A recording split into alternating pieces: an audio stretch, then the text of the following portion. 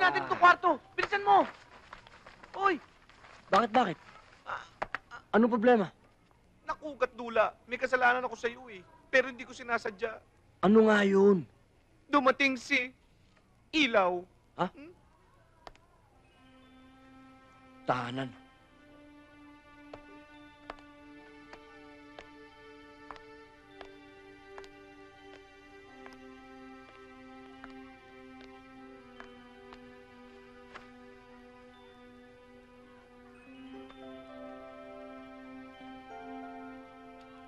May kwento na sa akin ni Lucas.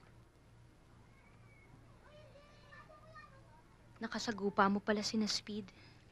Sabi ko na nga ba eh, hindi mo dapat pagkatiwalaan ng mga lalaking yun. Kanya-kanyang panahon lang ang paghihiganti. Nag-abot na kami ng mga bata ni Mike. Matindi ang galit. Nakakita ko sa mga kilos at galaw nila. Ngayon, ang sabihin mo sa akin, bakit nandito ka? Di ba dapat nasa eskwelahan ka ng ganitong oras? Simula sa araw na to, tapos na ako sa eskwelahan na yon. Hindi na ako papasok muli. Expelled na ako. Gigi, alam na nila kung anong trabaho ko. Huwag mo silang tindihin. Maraming eskwelahan dyan. Lumipat ka sa iba. Ang tandaan mo, hindi na ako papayag na mapunta ka pa sa Mike na yon. Gagawa ako ng paraan para hindi mangyari yun.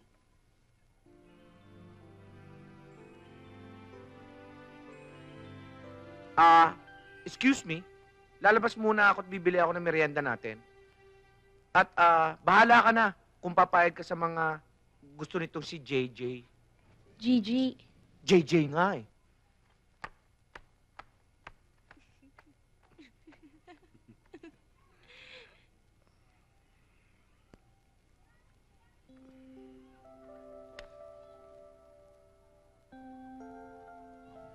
kailangan malaman ko ang dahilan kung bakit di mo ko pinapayagang makipagkita muli kay Mike. Sabihin mo sa akin ng diretsahan. Oops, di pa tayo kasal eh. Mahirap yan. Gusto mo coffee?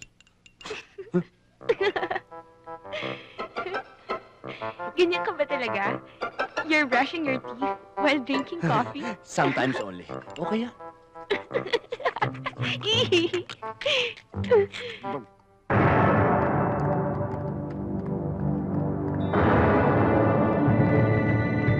Pare, please.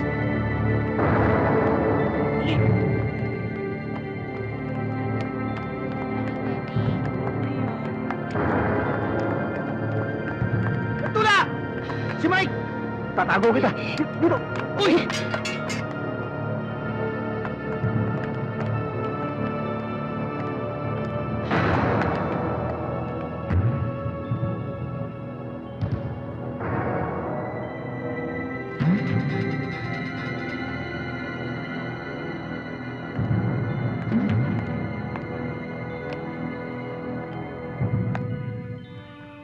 Isang mukha lang ang gusto kong makita.